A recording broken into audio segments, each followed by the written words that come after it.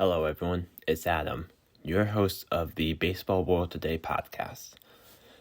We are on episode 4 and the 3rd of this month, on our way to reaching our goal of 15 this month. We got quite a lot to talk about today, so let's just get right into it. First off, we're going to start off with Kike Hernandez. Apparently, seeing that the Red Sox are very interested with him. The only issue I see with this is, while he is a very good player and would definitely be their second baseman, the Red Sox, kind of ironically, have a lot of second basemen. Chavis, Aruz, Arroyo, who cost them a better pick by being good for a week and definitely won't be ever good again, and Jeter Downs eventually. However, if the Red Sox were to bring him in, I don't think anyone can complain because at the current time, he's definitely better than all those players, and not only that, but he can definitely play multiple positions. So that's one of the reasons why he really does fit any team, and I think just about every team out there should be looking at Kike Hernandez. But so far, I've really only heard him linked to the Red Sox, so I hope the Red Sox can get that done and bring him in. Next, we're going to be on to Marcus Semien. I actually made a mistake my last episode saying the A's still had him under contract. That was wrong. So in terms of my rankings, I would have the A's a bit lower, but that's besides the point. I do think he will end up back with the A's, but we're going to talk about some other options for him because I don't think there's much of a market for him right now. But otherwise, I believe either the Phillies or Reds would be really good fits for him. Phillies, obviously, with the loss of Didi Gregorius, do need a shortstop, and Marcus is definitely just a better all-around player, and that could give him another. If they bring back him and Realmuto, those are a couple more good players to build around, and then I don't think you'll see a rebuild if that happens. So if the Phillies, if you're going all in, I'd definitely look at Marcus. Another team that makes sense is the Reds. I'm not really sure if this will happen. I don't think this will happen if they bring back Bauer. However, if they don't, they desperately need some help at shortstop. So he would really be the premier guy. Or they could go with a guy like Gregorius on a one-year deal as well to save some money. Either way, Reds should be interested in both those guys for sure. However, I do think he will land back with the A's at some point, but the money will probably end up making Semien the biggest contract ever for the A's, which is kind of crazy to think about. But next, we are on to Justin Turner. Justin Turner is apparently quite possibly going to get a 4-year deal at the age of 36, which is kind of incredible. He would be the first player ever to get a 4-year deal.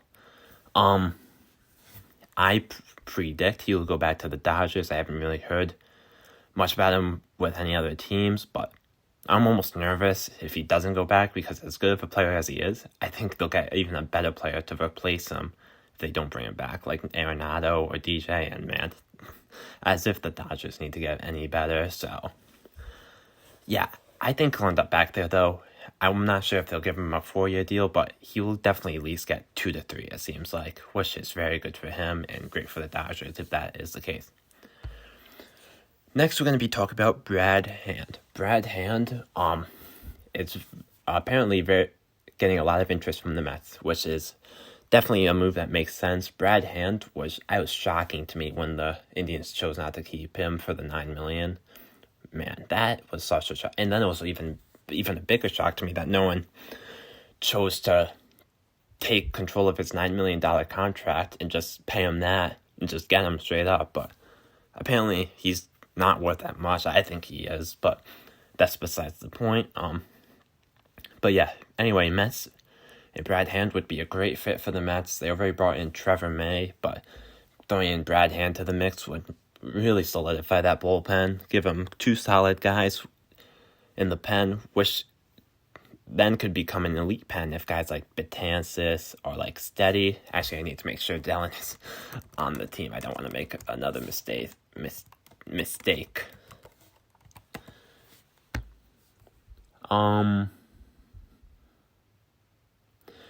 So yeah, he's actually a free agent, so that's my bad. Anyway, so let me get back on track here. Anyway, so bring Hand in would definitely, especially with that news, bring Hand in would just make a lot of sense for these Mets, and if they can do it within a good contract number, I think they will, but I still think the focus should definitely be on a Springer or a Bauer first. However, if you can get a guy like Hand for like $6 million a year, 100% you got to do that. You have to do that. Next, we are on to Corey Kluber. Corey Kluber, former Cy Young winner. I think he pitched a game last year. He's going to be throwing in front of teams Wednesday, and I think a lot of teams are interested. I saw the Red Sox were interested. I saw the Yankees were interested. I feel like right now Kluber is kind of a similar guy to Paxton, where a lot of teams who need an extra guy in the rotation just to fill up some space almost, but they both have very high upside. So Kluber, I feel like, fits the same mold as Paxton right now. Obviously, Paxton is kind of a safer choice, but Kluber has some more upside because Paxton actually got to pitch last year. Meanwhile, Kluber when he's healthy, he's one of the best pitchers in the league. So I really hope Kluber can put together a healthy season this year. But listen, it just starts with him signing with a team. So right now, Red Sox, Yankees seem interested, and I'm sure many other teams will be, if not already. We're going to talk quickly about Wilson Contreras. Seems like he is becoming a tradable piece for the Cubs, which makes sense. I've said they got to just tear it down, and the Jays and Phillies feel like, to me, a couple teams that make sense. The Phillies, especially if they don't bring back Muto, maybe Contreras makes a little bit more sense. However, I'm not sure what they would even trade for him. But at this point, the Cubs might just take whatever they can get to move on. So the Phillies can do that. That might make a lot of sense to him. I've always been very high on Wilson Contreras. And another team that I believe could be interested, the Blue Jays, they don't really even have a catcher. So I feel like both these teams should really pursue Wilson Contreras. I feel like the Cubs will, if not trade him we'll trade him within next year for sure. Now, we're going to slander the MLB for a little bit because they don't have any ability to make a decision, it seems like. I just want everyone to think about this for a second. Right now, the MLB has not made a decision on the NLDH. We don't know if we're going to have an NLDH. Right now, the MLB has not made a decision on what the playoff system is going to be. Is it going to be the same as last year or what it typically is? MLB doesn't know. Third thing, MLB does not know the plan for extra innings. Again, is it going to be the same as last year before? MLB doesn't know. Why would they? It's not like we're in free agency or anything. I think listen, I can understand MLB's not sure yet on what the decision is going to be for the playoff system and the extra innings. But not knowing the rule on the NLDH is such a joke for the MLB. Quite embarrassing if you ask me. There are teams, for example, like the Dodgers, who might be more willing to bring back Turner immediately if they knew they had the DH to fall back on. There are teams out there who don't know if they're going to need to bring an extra bat or not. It just makes NL teams are just such a disadvantage right now. It's absolutely embarrassing from the MLB. How are they this bad at just making decisions and getting things done? I believe NLDA should be a thing because typically AL gets a pretty big advantage in the World Series. Also, besides Bartolo Colon, no one has ever really cared about a pitcher hitting. I don't want to see a guy batting 100 at the bottom of the lineup. It kills innings. It kills the game, I think. I think NLDH should definitely be a thing. I think we all enjoyed seeing the NLDH last year. MLB, just do the right thing. Bring it back. And decide as soon as possible, please. We'll talk a little bit more about the playoff system now. Again, MLB doesn't know, like I said, but I think they should go back how it was the year before with the standard 2 wildcard teams. However, I guess I wouldn't be the most upset with seeing an extra round of the playoffs. I kind of enjoyed it last year. However, the only downfall is a couple of the series were absolutely so quick and so unentertaining. For example, Rays, Blue Jays, that was over before it started, for example. However, some of them were a bit more interesting. For example, the Red Series, the first game went, I believe, at least 14 innings. So that was pretty interesting. So I would understand both ways, but MLB just kind of has to figure it out because, again, they're going to be teams in the middle, and if there's the extra playoff spots, they might go for it. However, if there's not, they're going to probably reel back. So, again, it's tough. Now, luckily, this one doesn't affect teams as much right now in terms of how they work in the off season. However, extra innings, I think I want... So, extra inning rule, where they start with a run on second base is what I'm talking about, just to clarify. But this was something I thought I was really going to hate. But honestly, I guess I didn't hate it as much as I thought. I kind of thought the same thing with the other two rules, I guess. Not as much the NLDH, but the playoff system. I kind of thought I was going to hate all the changes, I think. But I understood them. Extra innings, I thought I was going to hate the most, starting with a runner on second. But, I don't know. No one really wants to watch an 18-inning game in June, I think. Listen, there's one thing for the playoffs. I would be fine with the extra inning rule with a man on second staying in for the regular season. However, I think either way, in the playoffs, we should not have that. We should have the standard extra innings rules. However, whatever they do with the regular season, I don't think it'll make much of a difference, honestly. So that's just my thoughts on it. I do remember Anthony Rizzo saying he understood why they do it this year, but he doesn't think it's baseball. I kind of agree with that. I think that's kind of the right mindset to have with it. So, anyway, one more thing that I thought was interesting. I wonder if they're going to do the 7-inning doubleheader rule again. Now, obviously, I don't really think there's a need to do that, but I kind of almost hope they schedule some of those, because those were enjoyable to watch, honestly. I really enjoyed watching. Obviously, it never really happened with the Red Sox, because they were pretty much clear all year, incredibly, but I really did enjoy watching 7-inning doubleheaders for some other teams. The games were just great pace, a lot more action early on, and then you get to see more premier pitchers in those games. I don't think that'll probably come back, just because we probably won't have a situation like this ever, but that would be something cool to see, I think. So, yeah, either way though, with those 4 items, not so much the last two, but definitely in terms of the DH rule and the playoff system, MLB has got to put it together and figure out what they're doing. I'll say it once, say it again, it's a joke. And it's hurting a lot of teams right now to not know what the plan is. So, MLB, you're not listening, but somehow if you are, we gotta make some progress at least to get a decision done. No matter what it is, just get it done, please. We got a couple more things to talk about. Yasiel Puig is apparently gaining interest. That's kind of interesting. So he basically did not play at all last year. I believe he had signed with the Braves, and then he got COVID to start the year, and then they basically just released him, and nothing really ever happened with him after that. So I definitely think Puig can definitely help some teams. So I definitely think he'll get signed and he'll be on the team for this season. Right now it appears the Red Sox, which is kind of shocking since they signed Hunter Renfroe, but I guess it makes sense. Yankees, also kind of a surprise. And then the Astros, Marlins, and Orioles appear to be interested.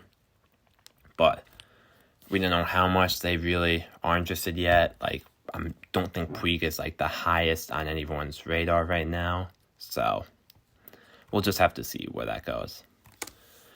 A couple more players that we'll talk about. Yuli Gurriel, one guy I literally have forgot about. I've heard absolutely nothing on him. But right now, my prediction is actually that he will end up back with the Astros, because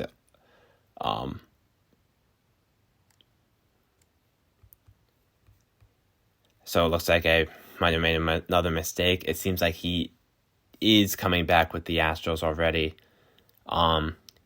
He was guaranteed a $7 million contract, so that's my mistake, everyone. I'm sorry.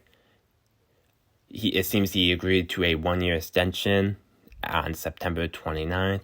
So that probably makes sense why I haven't heard about him. So, anyway, Astros will have a interesting season coming up with Verlander being hurt, and another guy they will probably lose is Michael Brantley, along with probably Springer, because I haven't heard the Astros frankly connected to him at all, I believe. We'll talk about Michael Brantley really quick to wrap this up. Brantley is a guy I think any team would really want. The problem is the defense might be a little suspect, but Brantley, I really wanted the Red Sox to be on him, but I don't think it's going to happen because I don't really know if they want, because it would just kind of mess up the outfield, because with Fenway, you know how it is. Like, you need to have good plus defenders out there, and with the group they would have with Brantley, they don't really have a center fielder, but in a perfect world, I would really like him on any team. Brantley, always for his career, I believe has batted over 300. So hopefully we see some news on him soon, honestly, because I think he's a player that could help a lot of teams.